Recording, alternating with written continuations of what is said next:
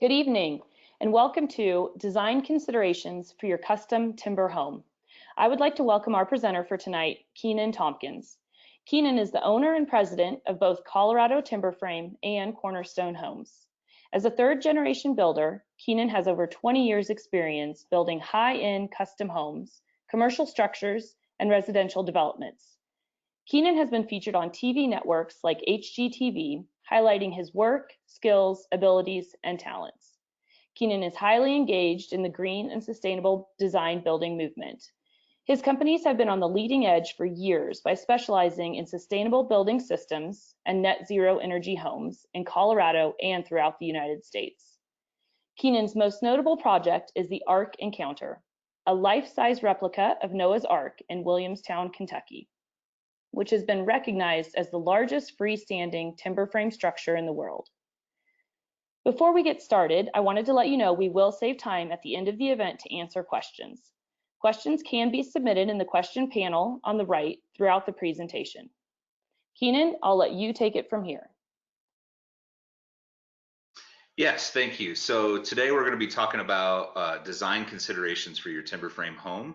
And I think, with any great project that you do, especially building your dream home, figuring out how you're going to design your home and how you incorporate timber frame is one of the biggest elements of the project. And so we're going to talk a little bit about that today. First, I want to talk a little bit about who we are as a company at Colorado Timberframe. And so just to tell you a little bit about us, we've been in business for over 25 years.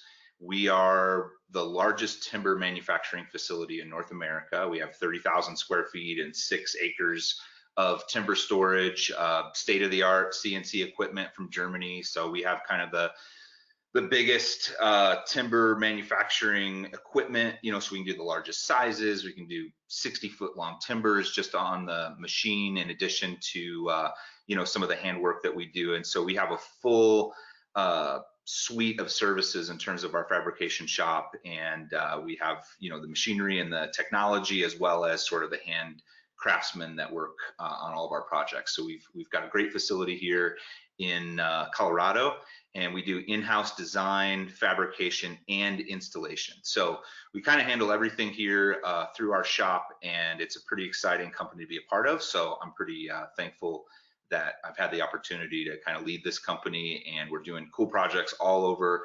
And so, we just wanted to talk a little bit today about how you as the consumer, as the homeowner, can approach your timber frame project. And it all starts with design. So here's a little picture of our team. This actually is just a small fraction of the employees that we have under our roof. You see the big logs stacked behind us. That was, I think, the logs that we did on the timber frame on the big Ark project that we did. And so again, great team, great facility here. So design considerations, there's tons of stuff that you can do when it comes to design. Lots of thoughts, lots of different ideas. And out there today, there's a lot of different resources on the internet, which is great, and it actually helps a lot, but it also can be overwhelming just because the amount of information that's out there, the amount of opinions that are out there, depending on who you talk to. And so I've always approached planning any residential project from this, I would say, more of a pragmatic standpoint, meaning that I come from a building background. So I'm a third generation builder. So my father and my grandfather were builders back in Illinois, and so we built neighborhoods and high-end custom residential homes all over Illinois and Chicagoland area. And so I did that for a number of years before moving out here to Colorado and starting the firm that we have out here. And so when I approach things, I think about it as, what is it going to be in the end? What's that end product? How is the process going to go? And so how do we do that in a very pragmatic way? And so we're just going to talk about a few aspects of design today. And I think, especially when building a timber frame home, they're some of the most important. So we're going to talk a little bit about site and just how important the site that you're building on plays into your design and your planning process as it relates to design. Lifestyle, how you live, obviously is going to make a big impact on the type of home that you build, and making sure that those things are all considered into the way that we do the project. the architectural style. There's all different types of styles, and we'll talk a little bit about that. Sometimes people in the timber frame world think there's just, one style, and there's really not. It can be any style you really want it to. And then we're going to talk a little bit about budget. So I'll jump right in, and the first thing we're going to talk about, like I said, is the site. And timber frame homes are built all over. We build timber frame projects, up in the Canadian mountains to, the suburbs of San Francisco. So we've got projects all over the place, out in the Caribbean, on an island. And so it really just depends on where you're building. But if you are building on a site that has topography in particular, which a lot of timber frame homes do kind of, get built up in the mountains. A lot of people's dream is to build a home up in the mountains. It is going to be a lot different in terms of your design considerations versus if you're building, say, on a flat lot in town. And so I always like to say, when building any custom home, but particularly a timber frame home in the mountains, that the site kind of dictates the design. So you can't really start a design without taking into all the considerations of the site. So not only do you have the topography, so is the mountain sloped, are you on the upslope side or are you on the downslope side? That can greatly influence the type of design that you do. Which way is your view? Obviously, if you're building a cool house in the mountains, you want to be able to look at the mountains. So, that big open floor plan that we all like with the great room facing the mountains is obviously how we want to start the design. That's where the view wants to go. The access to the site, how does the driveway interact? How steep is the grade? And also things like passive solar design. How do we maximize the solar impact on the house? And basically, like, even if you're looking at the mountain, say, and that's your priority, is to get that mountain view. I know here in Colorado, even if that mountain view is facing west, that is a pretty intense sun that's coming into your house from, say, 2 to 6 p.m. in the evening. And so how do we mitigate that? How do we capture the view, but also maybe create some overhangs over that western view, or create some spaces that are not just on the west, where you can have outdoor living space, say, on the east side of your house or on the south side of your house, that are outside of that window of really intense sun that comes in the summer. So things like that are super important, and that's all about just understanding the site and really digesting the site that you're building on prior to getting into the design. So, we also talked about whether or not it is, on a flat lot versus topography, whether or not, you're in a climate where you do need to consider those factors. I know, say we're building on, up in the mountains here, it depends on what mountain range you're at. So if you're at a certain mountain range, being on the north side of the mountain range is a big deal, because you're going to get snow that sits there for a long period of time during the year. So just being intelligent and thoughtful and intentional about how we consider the impact of the site prior to starting on the design, I think, is really, really important. So we've got a couple photos that'll probably come up here, just looking at the topography of the site. One of our projects, we did one, I don't think we even have it on here, that kind of like suspends out over a cliff and has these giant steel columns that are anchored into the granite rocks. I think the image that you're seeing here at some point is also one. The picture doesn't even do it justice, but it's a very, very steep topography. And so, having all those things into consideration when you're doing the design is very critical to having a successful project. Another big factor to consider when planning your custom home, and especially timber frame home, is your lifestyle. So not only do you want to think about how this piece of property that you have is going to be impacted by the design, you also want to think about how you live, and that's one of the biggest factors in considering any type of design. And I think sometimes people go through and look at different floor plans and different elements of homes that they see online, and really, I always ask people, but how are you going to be living in this home? Is this going to be a primary residence? Is this going to be a secondary residence? Because I think the needs that you have and the goals that you have are very different. Let's say if you're building a primary residence for a secondary residence. And we do a lot of both. With timber frame homes, people are oftentimes doing second homes up in the mountains, and they have a primary residence someplace else. And like I said, it's going to be very, very different in terms of what your needs are. So lifestyle makes a big impact on it. I get a lot of people that, they are building their primary forever home.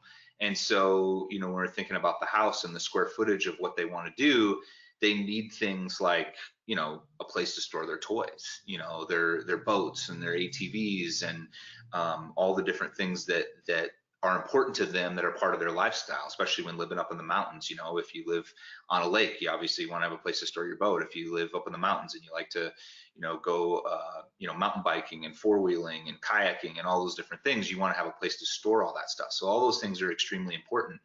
And, we do a lot of, so storage and hobbies play into it significantly when you're thinking about designing your home and really prioritizing those spaces in the beginning. And I oftentimes tell people, there's this, I would say 90% of people that come to us, they say, oh, one of the things they love about a timber frame style home is the fact that it has this big open floor plan. And, there are only so many different variations of that floor plan that you can do. And like I said, once you've taken into account the site and the mountain views and, south facing sun and all those different elements, you use that open floor plan and you want to put a main floor master and you want to have a big open dining room, great room, kitchen area, and you want to have a mud room that opens up into a garage, and you want to have that big, amazing window wall that captures the view. Once you've done all that, that creates a certain amount of square footage. And so, obviously, as part of all the goals of any project, and we'll talk a little bit about this on forward slides, but you're talking about budget as well. And so the more square footage you have, the more that impacts your budget. And so if we know you need things like storage, and we know you need things like a yoga room or a workout room or a wood shop, all these things that you've been dreaming about as you want to build your home, we need to think about those strategically. Because let's say you're on a mountainside, I've done this many times, and sometimes the topography is so steep that it makes more sense to do, say, some sort of tuck under garage situation, or maybe you can tuck the wood shop underneath of the footprint of the home, or you can tuck the yoga studio underneath the footprint of the home, and that way you're not expanding that footprint, and because anytime you expand that footprint, that has a significant impact on cost. And then we love to do luxury spaces, so when clients do have a budget for it, we do things like indoor pools and, cool fancy wine rooms and, awesome media entertainment center rooms and things like that. And so, of course, outdoor living spaces that can be incredible depending on where you're building.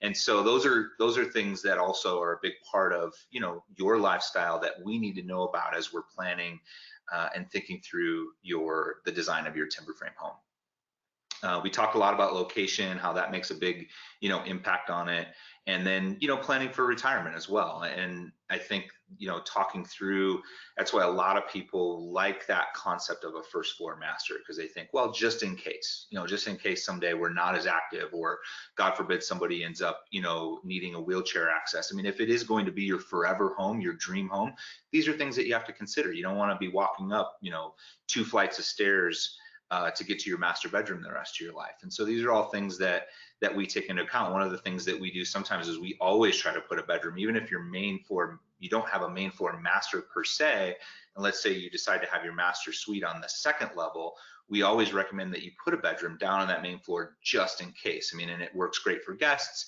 or kids in the interim, but down the road as you're planning, if you plan on staying in these homes forever, that's a great space that you can transition to later in life.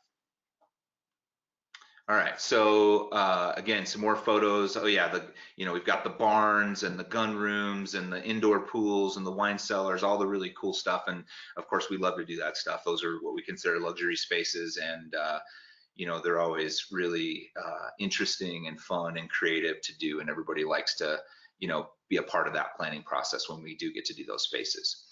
Another big topic when thinking through, and this is a big one, this is a really big one, so I'm going to take a little bit of time on this, architectural style. I mentioned earlier just how much of an impact the internet has had on people's ability to discover new information about their design of their home. You think about Pinterest and Houzz and even Timber Home Living and all the different resources that we have available to us when we think about being able to access things on the internet. And like I said, it's great on one hand, but it could also be extremely overwhelming. And then you have all these different sort of presuppositions about what a timber frame home is supposed to look like. And one of the great things about timber frame, and as the demand for timber focused projects, I would say, has gone up. It used to be that, log homes dominated, say, 90% of the market space when it came to, timber and log focused type style homes. And now that's gone down dramatically, and more people are doing timber frame homes. And it's largely because of the flexibility. And one of the big areas that you can be flexible with the timber frame home is in the architectural style, meaning that, a log home sort of goes down one path. You have those stack logs, and it's on the interior and the exterior, and you really don't have much flexibility in terms of what you can do with it. Whereas a timber frame, you can have any interior wall finish, any exterior wall finish, any roofing finish that you want, and still have the timbers as the focal point in the home. And so you can also then take that, and depending on how you design those timbers and how they're integrated into the home, you can also fit basically within any style. And so, we see, let's say, like out on the East Coast, there's still a big demand for what I would consider more traditional colonial style timber frame homes, which are super cool. But that same demand isn't it, or that demand for that style isn't the same, say, in Colorado. In Colorado, people like, mountain style homes, and it's got a totally different, architectural vibe. And then you go up into the Pacific Northwest, and they tend to, start leaning more, modern and mountain modern in the way that they're designed. And so, and then here in Colorado, we also have sort of the industrial look, or the old mining look. And then you've got the whole reclaim movement, where people want it like super, super rustic. And so you can go from really, really clean, minimalist, modern with an expression of timber in the home to a very, very rusticated finish, and everything really in between. And so that's one of the advantages of having a timber frame home, is that people think, well, it just looks a certain way. It's the old school Amish post and beam, kind of East Coast timber frame vibe, and that's not the case at all. And so one of the things that we've focused on at Colorado Timberframe is really being able to cater our design needs for our clients across multiple styles. And I think that's extremely important. And it's one of the reasons, and we'll talk a little bit about this in the future, that we don't just use our in-house design team. We feel like the diversity of bringing in different architects who kind of focus on different architectural styles is extremely important to you as a consumer, because it gives you the flexibility to have any style that you want, any architectural style that you can dream of. If you want French country, it can have a timber frame expression. If you want minimalist modern, it can have a timber frame expression. So it really is, focusing on timber frame as being an integral element of your home, but it can span across multiple different styles. And so, one of the cool things that we've got some different photos on here of some cool modern stuff that we've been able to do with timber, industrial stuff that we've been able to do. And again, it's really like this industrial vibe is about, we do a scissor truss instead of maybe, say, a king post, and then we put some steel plates on it to give it kind of that old mining look. And that gives it more of that industrial feel, incorporating the steel. And we're seeing that a lot too in markets like Tahoe and Jackson Hole and Aspen, where you see this really cool integration between custom steel fabrication and timber. And for a long time, when I first got into the industry, there was a lot of purists out there, right? And there still are. And purists tend to sometimes pigeonhole the timber frame industry. I mean, everything has to be a wood to wood connection. And I'm all about the wood to wood connections. I think it's super cool. You have a wood to wood connection, mortise and tenon with a wood peg that goes through it. That's what we all think of when we think of timber framing, but it doesn't just have to be that. And that's one of the neat things about timber frame as well, is that we can do these, wood to wood connections, but then we can use steel as an enhancement and a cool factor to the project. It doesn't just have to be an engineering requirement. Sometimes we do need it for engineering when we have these huge spans. And, I know when I did the ARC project, I mean, that thing was so big, it was almost 3 football fields long. And, we had 66-foot tall trees that were 60 inches in diameter at the bottom. I mean, it was massive. So there was no way to just make the engineering work with wood. And so we got creative and we did a mixture of wood and steel, and we did some hidden steel connections and other steel connections we embraced. And so now we're seeing in the design community a lot of architects and designers that are now, you know, getting focused on the cool factor of being able to integrate that some really interesting steel details into the timber frame expression. And I personally really enjoy that, and it fits with certain architectural styles. Now, if you're going with that more traditional timber frame East Coast style, you probably want to stay away from those, you know, really exposed steel elements. Whereas if you're trying to mix in that industrial or even that modern kind of feel, sometimes those steel components can really be a super cool enhancement. You know, we talk about, you know, here is traditional, we call it here is more like the mountain style, the traditional Colorado mountain style, if you will. It's a very classic traditional style. Timber frame fits really, really well with it. And, you know, again, even this imagery kind of shows the difference where you can take a space and it can have the timbers feature, but you don't necessarily have to have it overwhelmed with wood. You can mute the wood feeling a little bit by using drywall and paint. And so it's just, again, you have a lot of different flexibility within these styles of how you can use your timber to enhance your spaces. The rustic look, you know, this is always a cool one. And I think I'm gonna skip forward here to this slide on textures and finishes. So that rustic look, people really like it, and the reclaim movement was really big for a long time, and it still is to an extent. But what was happening is that people wanted to take down these old barns, and then they wanted to incorporate them into their homes, and they wanted to do a timber frame home. It created all types of complexities, the biggest of which being just the structural integrity of the, you know, actual reclaimed wood, because you've got wood that has been sitting out in the elements, and, you know, the structural integrity of the wood has been compromised, and so there's hardly any engineers that would even touch that type of wood product to be able to try to use it as a structural element. Because, as you know, you probably have done research on, one of the beautiful things about timber frame is that it is the structure of the home. It is the bones of the home that holds it all together. And so everything that you do after that is sort of tied into that, you know, framework and that structure of that timber frame. And we use that timber frame as the major structural component for the home.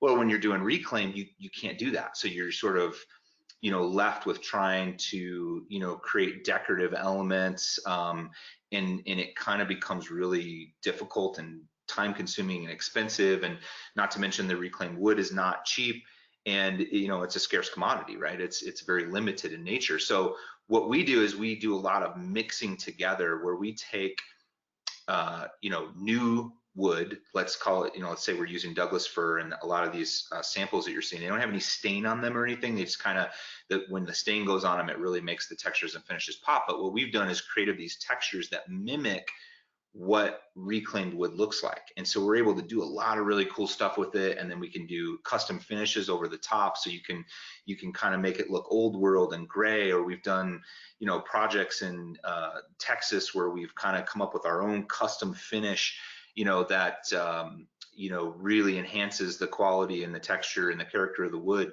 But then the timber itself that we're using is still structural. And so all we've really done is distress the surface of the wood. That way we still have a true timber frame, and then we come in and sprinkle in elements of real reclaimed wood where you would not necessarily need those structural components. And so we started offering this in textures and finishes, and it's just been a huge seller for us. People go crazy for it, and yes, it does cost more money to add these textures to it because this is all done through handwork by our team in the shop. But it's still way less expensive than if you try to take a reclaimed timber and make it fit within a space. And so it's a kind of cool compromise, and you still get the advantages of having a fully structural integrated timber frame. So the textures and finishes has been really big for us, and so that just lets you know, as a consumer, you have basically any option that you want in terms of the style of your home and the style of and look and feel of the timber that goes in that home.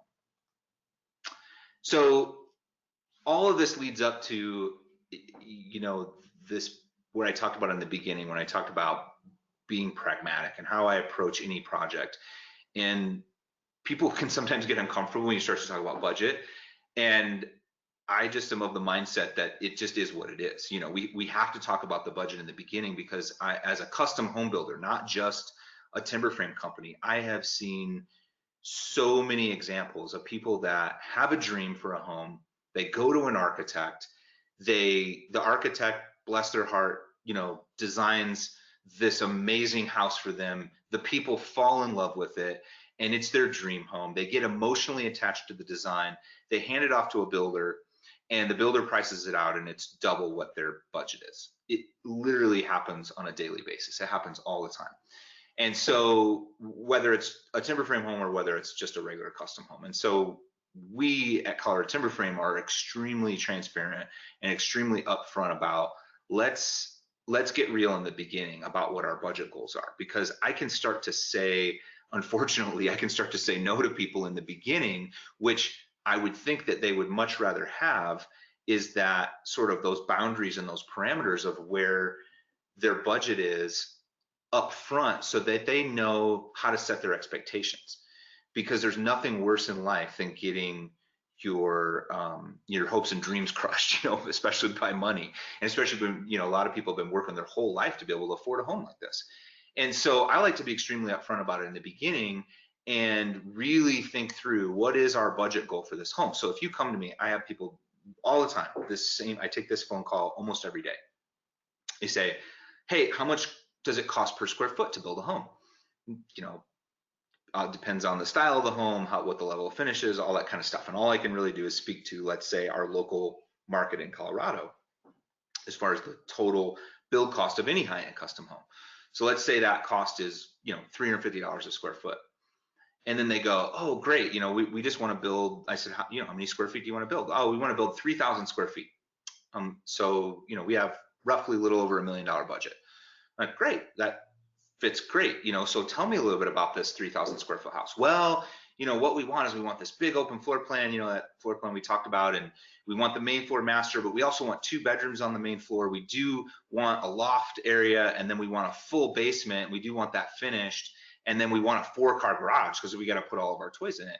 And I start adding up the square footage, and I'm like, okay, so the footprint of the house is 3,000, but then you've got another 3,000 square feet underneath, and then you've got a 4-car garage. So you got 3,000 up top, you got 3,000 in the basement, that's 6,000. You have a 1,000 square foot garage, that's 7,000 square feet, and you want a, you know, 1,000 square foot lot. That's an 8,000 square foot home, you know. And so yes, the average cost per square foot goes down because you're averaging your costs in less expensive spaces like the garage and the basement and the loft, but it's still 8,000 square feet. And so really having those upfront conversations, it helps set the parameters for the project in the beginning. It helps, you know, you as the consumer to have a realistic, you know, expectation of what you get for your money so that you can properly plan for your project. And it helps us as the timber frame company to really know how to advise you in terms of, you know, what you can expect and level of finish and how many square feet do you really need. And that's where we start to, you know, back into it and go, okay, what is your lifestyle? What are the priorities that you want to have in, you know, in this home? And so budget, you know, plays a huge part of it. And there's a lot of things on here, you know, where it talks about, you know, efficiency and spans and complexity of the project, you know, the type of wood species that you use. Those impact certainly the timber frame as a portion of that budget, because the timber frame package is, you know, one line item within your overall construction budget. But really the overall budget and how many square feet you're going to have and how you're planning your home makes a huge difference. And so it all ties back into having proper planning, you know, when it comes to your timber frame home and really any custom home that you would do. And so you can approach it in different ways. You know, one of the things that we offer at Colorado Timberframe, because timber frame homes have a very specific type of needs, you know, the designing timber frame and integrating into a custom home is a very specific skill set, as you could imagine, right? It's a very specialized component to your home.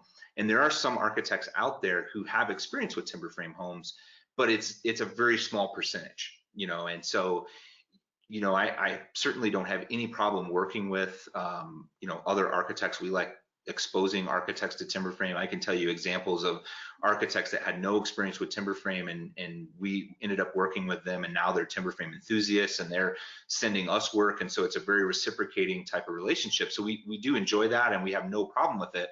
But I've also seen examples where you get architects or builders and they don't have a comfort level with a certain product, particularly timber frame.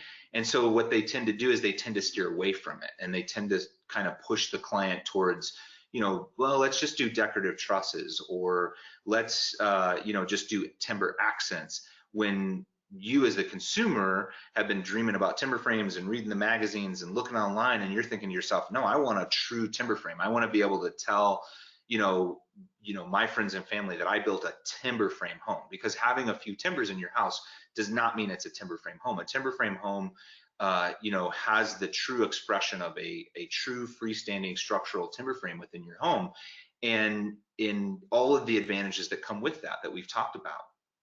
And so one of the ways that we like to work with people is we like to say, if you come to us first, we're not going to try to, like other companies say out there in the industry, there's a lot of companies that they're going to try to sell you, every single component of your house and then put a 40% markup on it. They're going to try to sell you the windows and the drywall and the whatever in the house, and try to package that all together. And if that works for you and that is something that's convenient for you, and you don't mind paying for that, that's great. But what we do at Colorado Timberframe is we focus on the timber frame. That's what we do. That's what we're good at. We have an amazing facility, as I talked about before, and we have an amazing team, and we supply, fabricate, and install amazing timber frame home packages. That's what we do.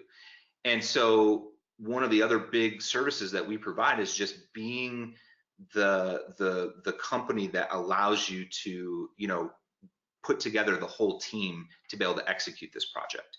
And so you hear words out in the industry like turnkey, or you hear words like everything's in-house, or it's soup to nuts. You hear all these this lingo out in the industry, and really what that means is that it can be overwhelming, as I talked about, as a consumer. So being able to come to one company and have them guide you through the entire process and really educate you on all the different moving parts, and then bring together the team in a cohesive manner to be able to execute your project successfully. And so we have all kinds of examples of this, and we do it all over the country. So even though we have a building company where we build in our local market here within a 2-hour radius, say, of the Denver metro area, most of our projects are outside of that window. And so we work with builders and architects and different teams of subcontractors all over the country. And what we do is we basically help the client and help you get to a point where we're bringing that entire team together. You have a cohesive team moving forward, and it all starts with having a really good, well thought out design.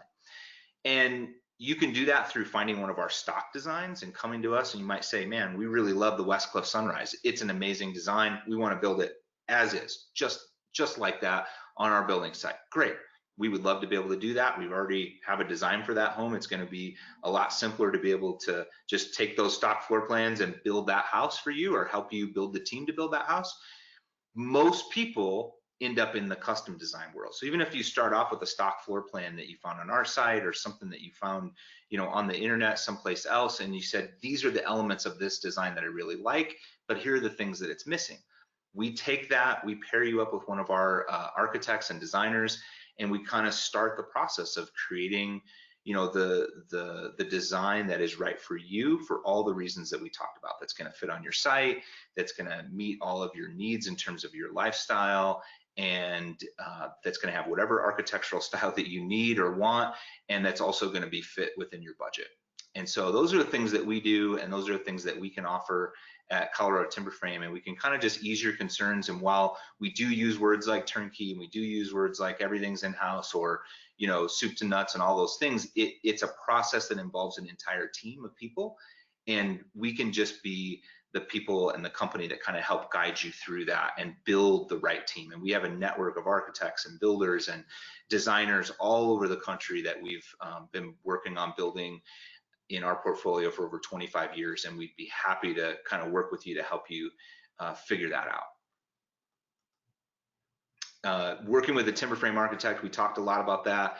and just understanding that there are certain architects that have a very specific skill set towards timber frame, and those are the architects that we have, and for that matter, the engineers as well that are on our team. So we found a big change and a shift in the architectural engineering community over the last 10 years, where everything has gone towards the computer, and there's these amazing 3D CAD programs out there where you can design your timber frame dream home, and you can actually see it in 3D before we ever build it. And it's an amazing tool to be able to use. One of the downsides of moving all towards technology is some of the ability to calculate how much engineering loads a timber frame can handle, for example, have been lost with the new computer programs and softwares that are out there. And so we've been able to pull together a team of architects and engineers that, while they do have that modern technology and we can design everything in 3D to help you visualize stuff, they also have the ability to understand the architectural and structural integrity of true timber framing, and not have to compromise on the wood-to-wood connections and the things that make the timber frame so unique. And so that's been something that we've worked really hard at Colorado Timberframe, and so that's where we built that entire network of architects and engineers. So again, thank you for listening to me talk about design. I hope it was helpful as you're planning your timber frame project. And I think our contact information is up on the screen. If you'd like to contact us, you can send me an email, and it's Keenan@coloradotimberframe.com, and there's our website. And in a few minutes, I'm going to be able to take any questions that you might have. Thanks again for listening. We appreciate it. Thanks again for listening. We appreciate it.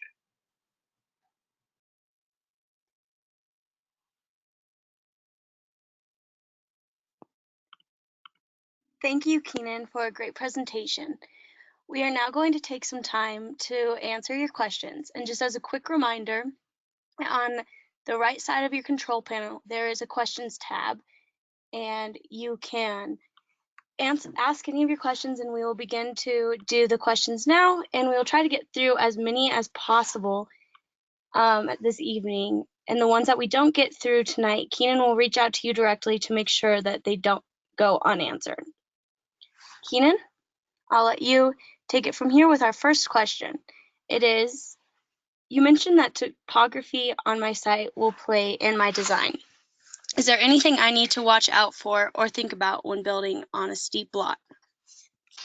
Well, yeah, so we talked a lot about that, and I think that it's something that you have to consider. And of course, if you have some crazy steep lot, because sometimes it plays into, I know I've worked in some developments before where kind of the choice, like easier to build on lots, get picked first, and so the ones that are left over, like kind of the harder to build on lots. And so it's not that usually it can be built on unless it's just something really super crazy, but typically if it's really steep, it can add to the cost, because you're going to have more site work and more infrastructure to, say, get your driveway in and make the grades work. So you might have to have a driveway that winds up through it instead of driving straight up to your house. You might have more costs because you have to cantilever off the edge of the property. And so I would say 95% of the time it's going to be a buildable lot, even if it is a little bit steep. But you just have to think through kind of the cost implications and the complexity of basically getting to the point where you can actually build the house on that particular lot. Great, thank you. Is there any advantage or disadvantage of one style of truss over the other? Yeah, I think first and foremost, I recommend people pick out the truss that they like the best. So if you're a hammer beam person, or if you're a scissor truss person, or if you're a traditional king post, queen post type person in terms of your truss style, I think that's something that you definitely want to choose first. And then to consider it, I guess it's the big thing is the spans. So like if you've got some big crazy span, like say in your great room or something like that, and our rule of thumb here is like, say, anything over 20 feet, say a hammer beam, you might like the simplicity of the hammer beam, and it has that kind of traditional U shape in the hammer. But if it has a bigger span, you might have to have some type of additional bracing, like a turnbuckle or a tension rod that comes across the bottom of the hammer beam, and you might have to live with that aesthetic compromise. Now, I think you can do something really cool with that. But as far as anything else, as far as the truss designs, unless it's something like crazy intricate, it's really more about the spans. So certain trusses, if it's got a bottom cord, like a traditional king post or a queen post design, it's going to have a better load capacity and a span capacity than, say, a scissor truss or a hammer beam. So really that's kind of the only thing to consider. I would choose first based on your aesthetic, and then just keep in mind if you have a big span, you might have some limitations there. Great. We have a question about quotes. When you're giving a quote, is that for the timber frame portion or only for the finished home? Yeah, so because, as I said before, we're a timber frame company first, we're going to focus on quoting the timber frame package. And, there are all types of other products that we can offer to kind of pair with the timber frame. Some people have already done their research and they really like SIPs, and they like the idea of coming to one company to kind of design and provide the materials for, both of those components, the timber frame and the SIPs, because they go really well together. Or you might want us to add the tongue and groove wood decking, and you might want us to add some installation options. So these are all things that I would say we're always going to quote the timber frame. Typically, we're going to get asked to quote the design and the engineering and things like that, and then these other, offerings, if you will, are on top of that. And we would ask you if you want us, hey, do you want us to include some tongue and groove wood over top of the timber frame? Do you want us to include SIPs? Do you want us to include windows? Those types of things are all optional items that we can quote. As far as the turnkey of the entire structure, I think I mentioned in the presentation that we only build in our local market as far as our construction company. So we would typically only quote that, the full price of the home if we were building it for you in our local market. However, what we are able to do is, if you're thinking about, hey, can I afford this project, and I'm building in, North Carolina, Asheville, North Carolina, what would I expect, for, say, a hybrid timber frame home where I'm going to put all the timber frame in the big open great room spaces, but like the guest bedrooms and the laundry room and the mudroom and stuff, I'm just going to do, regular stick framing. I'd be able to kind of, just because I know that market a little bit and we've worked with some builders there, I'm going to be able to kind of say, okay, they're about $50 a square foot cheaper than we are in terms of the overall building, pricing. And so I'm going to be able to give you an idea of a ballpark. And so it kind of goes back to that concept I talked about earlier, where somebody comes to me and says, hey, I want to build a 3,000 square foot house and I have $300 a square foot, so that's 900 grand, right? I'm like, yeah, cool. But then they're, I want to build a 3,000 square foot basement, 1,000 square foot loft, and a 4-car garage. And, so then the budget starts growing. And so I think having those, honest conversations about what you really are looking for and how that relates to your budget is something that we can provide, just as, an educational process, so that you can make an informed decision as it relates back to making, a decision on the timber frame or whatever other services that we may be able to provide for you. Great. Will my choice in wood species affect the look and style of my home? I think so. Yeah. I mean, I think that, it's all going to be in the wood genre, if you will, because, whether you choose Douglas fir or white oak or western red cedar or, white pine, it's all wood. So it's all still going to bring in that organic warmth that you would expect out of wood. You're going to walk in your living room and, touch your posts, and like feel good energy or whatever it is, that we feel when we experience the warmth of wood. When we say warmth, what does that mean? I don't know. It makes us feel a certain way, right? So that's that intangible quality that a timber focused home has. As far as the aesthetic, I think that absolutely different woods bring in different aesthetic feels and characters. And so, for example, we don't do a lot of oak projects locally here in Colorado because fir is the preferred choice typically in terms of the wood species that's used. But I just had a project recently where they wanted a very rusticated finish. And so they're bringing in the reclaimed, and they're doing a lot of, instead of having drywall on the walls, they're putting up like wood paneling, like the stuff I have behind me here on my wall, and really giving it that kind of rusticated look. And I said to the client, I said, hey, we don't do it a lot in Colorado because oak tends to move and check and twist and kind of get gnarly a little bit as it dries out in your home. But I think in this home, it could look super cool because you guys are embracing that rusticated character. If somebody's got a modern style aesthetic, they're not going to want to do oak, because as far as timbers go, unless it's just, sort of a really unique design, because it's probably not going to look as clean, and it's going to open up and crack more and check more, and it's going to have more knots in it. It's going to look a little bit more gnarly and a little bit more rustic. So the style, the overall architectural design, direction that you choose to go, I think impacts the species of wood that you choose for your home. Most people, I would say, 80% of the wood species that we use is Douglas fir, because it has the most flexibility when you're staining it to be able to adapt to different styles.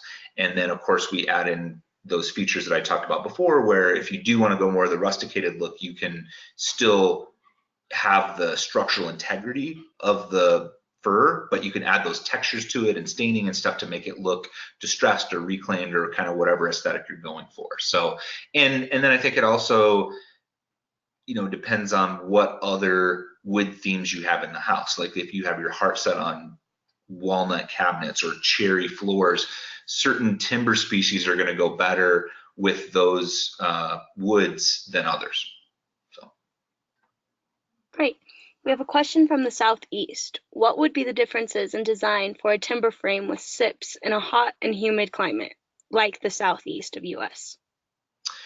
So it's really, the question really focuses on the SIPs, right? Because the timber frame it's the same whether it's, in the Southeast or whether it's, well, that's not necessarily true. I guess you could say the timber side of it, it doesn't quite matter as much, the level of dryness of the timber in the Southeast because of the humidity.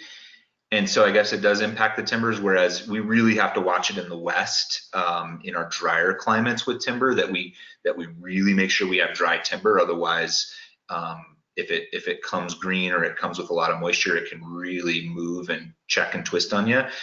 And so it still matters, in the Southeast from a timber standpoint, but it just doesn't quite matter as much, because you do always have that high humidity there.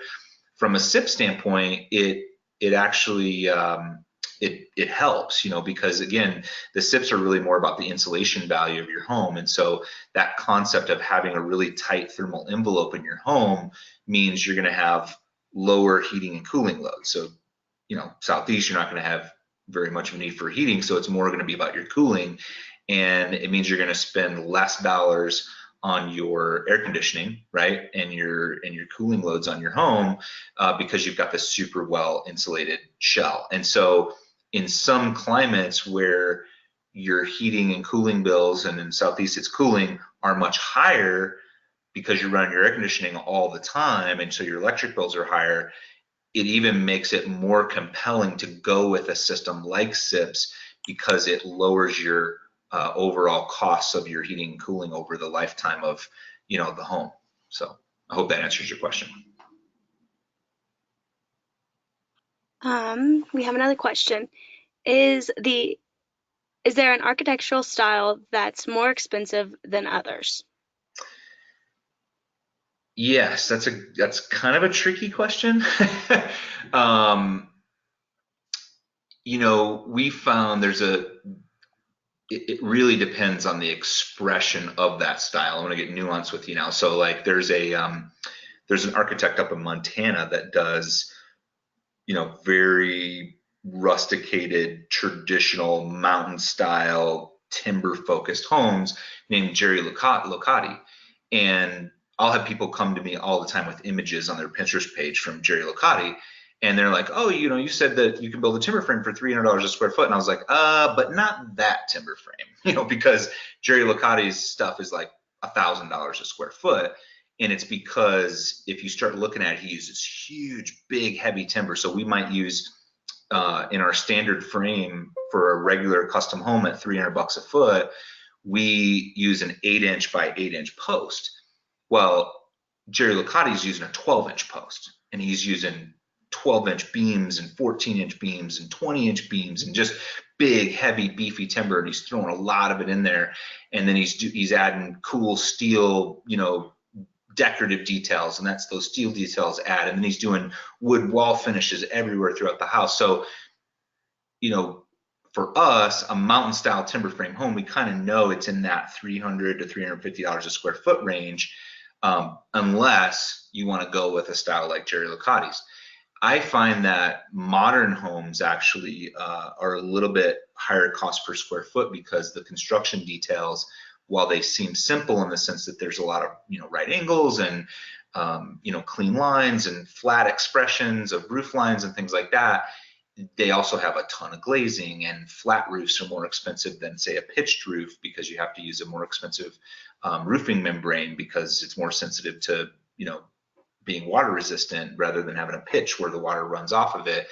And the details inside have to be super precise because you're not, like a rusticated home sometimes can be less expensive to build because you don't have to have everything perfect, and you can use kind of rusticated materials, and the labor costs maybe aren't as high because they're not having the carpenters aren't having to quite take their time as much to get everything absolutely precise when it comes to some of the details, because it's okay if it's a little bit rustic. So it really depends on the expression of it, but generally speaking, modern is a little bit more expensive. And then anytime you see something like the Jerry Licati style, where it's just like big, heavy, beefy timber and wood wall finishes everywhere, that obviously is going to drive the costs up. Great. Does Colorado Timberframe help clients find builders in their area? Yes, absolutely. That's our goal.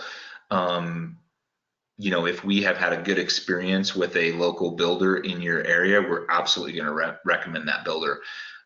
There's so many different areas around the country and so many different markets that, it might be say a 50% chance that we know a builder, within an hour radius of where you're at, that we would recommend. And so we're meeting new builders all the time. And so really at the end of the day, if the builder has a good reputation and you've already made the decision as the consumer to say go with Timberframe, and you're not going to let the builder talk you out of it or anybody else, and say you've already started a relationship with us, we love that, because we want to, as I said before in the webinar, we want to introduce ourselves and timber framing and to other architects and builders, because it expands the awareness of our product in the marketplace. And so if we have a builder, we will recommend them, but we also encourage you to find just a really good, solid builder in your area.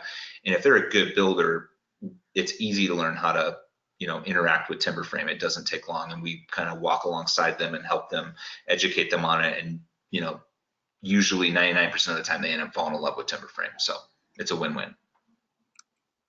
Great, thank you.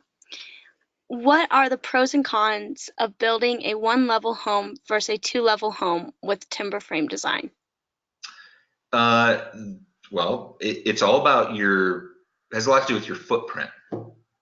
So if we're comparing, cost-wise, if you can go smaller, and I always tell people this, if you can be as efficient as you can with your footprint of your home, which is that main level footprint, it's going to be less expensive, because that's your most expensive portion of your home, because it's, the bigger you expand it, the bigger your foundation is going to be, the bigger your roof line is going to be, so your roofing costs and your foundation costs, those are the big ticket items within the structure of the home.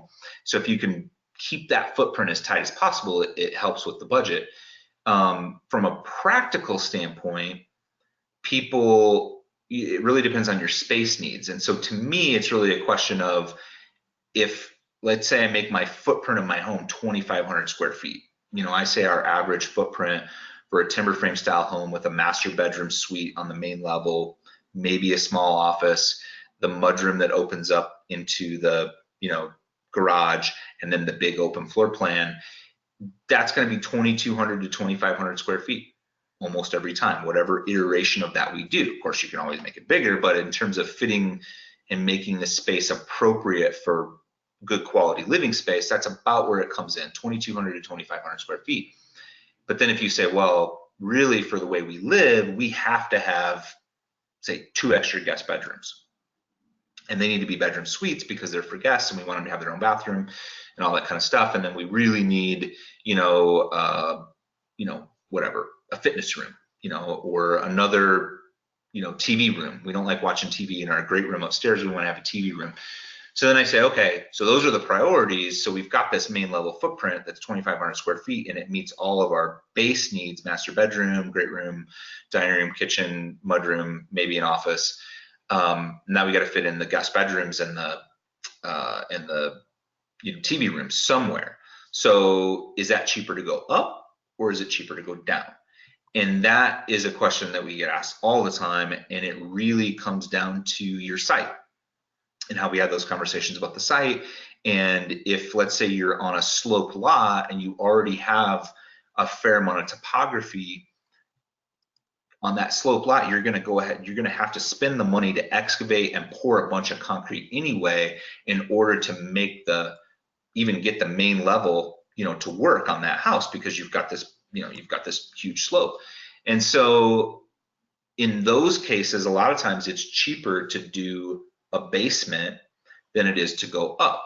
Now, if you've got a situation like we run into here in Colorado, when you're building out on the plains and you've got expansive soils, or you've got a high water table where you're going to have to spend a bunch of extra money to make that basement or that lower level happen, then it starts to make more sense to go up.